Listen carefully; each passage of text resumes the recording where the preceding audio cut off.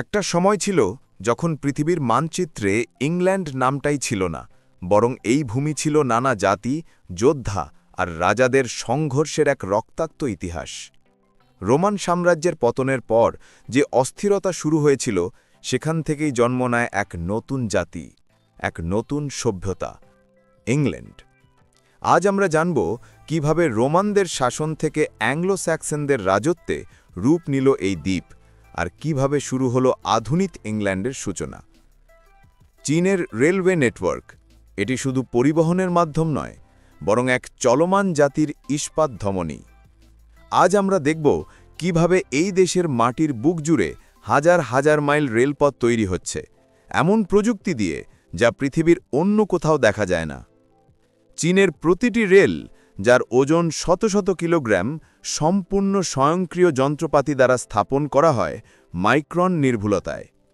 বৃহদাকার হলুদ যন্ত্রগুলো ধীরে ধীরে সামনে এগিয়ে যায়, রেলগুলিকে তুলে নিয়ে স্টিলের একটানা ফিতের মতো জুড়ে দেয়।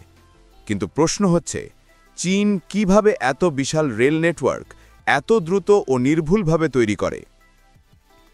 বিশ্বের অধিকাংশ দেশ এখনও ব্যালাস্ট নামে পরিচিত চূর্ণপথরের স্তরের ওপর রেল বসায়।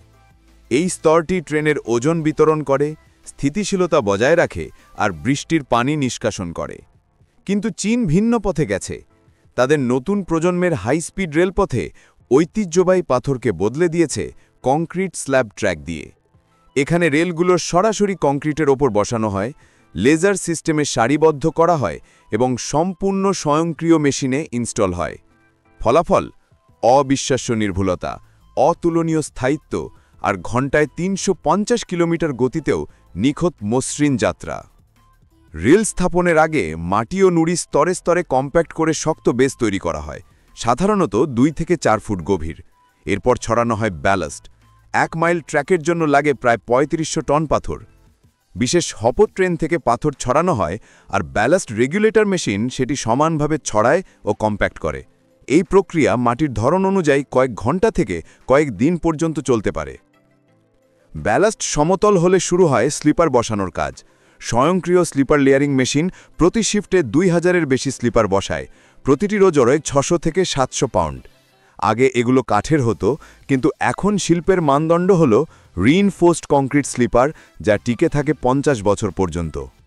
প্রতিটি স্টিল রেল ৭৮ থেকে ৮০ ফুট লম্বা, ওজন প্রায় ১৩০০ পাউন্ড। এগুলো রেল ট্রেন নামের বিশেষ ট্রান্সপোর্টে আনা হয়। প্রতিটি রেলকে একত্রে ঢালাই করে তৈরি করা হয় কন্টিনিউয়াস ওয়েল্ডেড রেল বা CWR, যা একটানা শত শত মিটার লম্বা।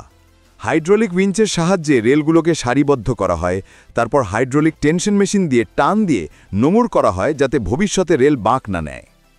রেল স্থির রাখতে ব্যবহার করা হয় জটিল fastening system, steel base plate, rubber pad, spring clip ও অ্যাঙ্কার বোল্টের সমন্বয়ে। রাবার প্যাড কম্পন ও শব্দ কমায়, আর স্প্রিং ক্লিপ রেলকে শক্তভাবে চেপে ধরে রাখে, কিন্তু সামান্য নমনীয়তাও দেয়। এতে তাপমাত্রা পরিবর্তনে রেল ফাটে না, ব্যাকে না। তারপর আসে সবচেয়ে নির্ভুল ধাপ, ট্র্যাক ট্যাম্পিং ও অ্যালাইনমেন্ট। বিশেষ ট্যাম্পিং মেশিন রেল ও স্লিপার ১ থেকে ২ ইঞ্চি তুলে প্রতি সেকেন্ডে ৩৫ থেকে ৪০ কম্পনে ব্যালাস্ট কম্প্যাক্ট করে। লেজার সেন্সর ও জাইরোস্কোপ রিয়েল টাইমে ট্র্যাকের উচ্চতা, কোণ ও বাঁক মাপে।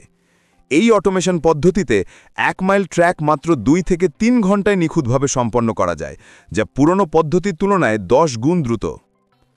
রেল যুক্ত করতে ব্যবহার করা হয় দুটি পদ্ধতি, ফ্ল্যাশব্যাট ওয়েল্ডিং ও অ্যালুমিনিয়াম থার্মিক ওয়েল্ডিং।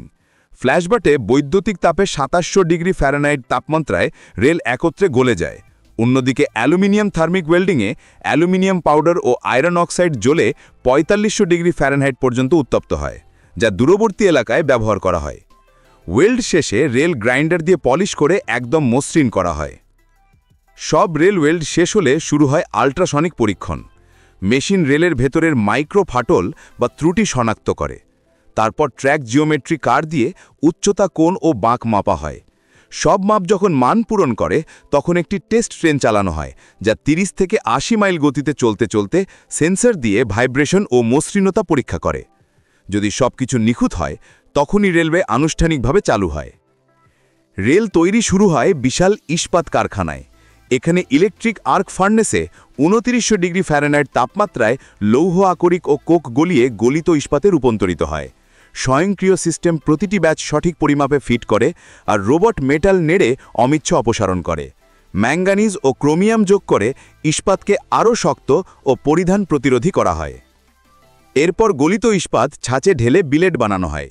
বিলেটগুলো ধীরে ধীরে গরম চেম্বারে স্থিতিশীল হয়, তারপর রোলিং মিল লাইনে প্রবেশ করে।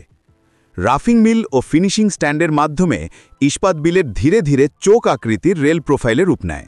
লেজার সেন্সর সরাক্ষণ প্রস্থ ও সরলতা মাপে আর হাই প্রেশার ওয়াটার জেট পৃষ্ঠের অক্সাইড সরায় ও তাপমাত্রা নিয়ন্ত্রণ করে। আধুনিক রোলিং মিলের কুইক চেঞ্জ রোলার সিস্টেমের কারণে একই লাইনে বিভিন্ন রেল প্রোফাইল তৈরি করা যায়, উৎপাদন না থামিয়েই। রোলিং শেষে রেলগুলোকে দ্রুত শীতল ও তাপ চিকিৎসা করা হয় 900 থেকে 1100 ডিগ্রি ফ্যারেনহাইটে। এটি রেলের কাঠিন্য ও টেকসইতা বাড়ায়, যাতে লাখ লাখ টন লোড সহ্য করতে পারে। তারপর শুরু হয় ফ্ল্যাশ বাট ওয়েল্ডিং। রেলগুলো যুক্ত হয়ে শত শত ফুট লম্বা অবিচ্ছিন্ন ট্র্যাক তৈরি করে। প্রতিটি ওয়েল্ড স্বয়ংক্রিয়ভাবে পরীক্ষণ করা হয় এক্স রে ও আল্ট্রাসনিক টেস্টের মাধ্যমে। শেষে প্রতিটি রেলের ওপর লেজার আইডি কোড খোদাই করা হয়, যাতে উৎপাদন থেকে ইনস্টলেশন পর্যন্ত ট্রেস করা যায়।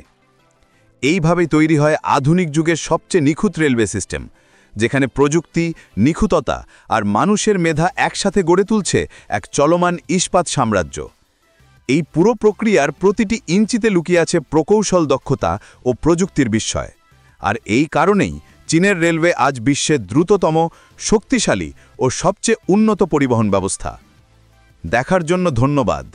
এরকম আরও প্রযুক্তি ও প্রকৌশল কাহিনী জানতে সাবস্ক্রাইব করুন ম্যান্ডারিন টেক।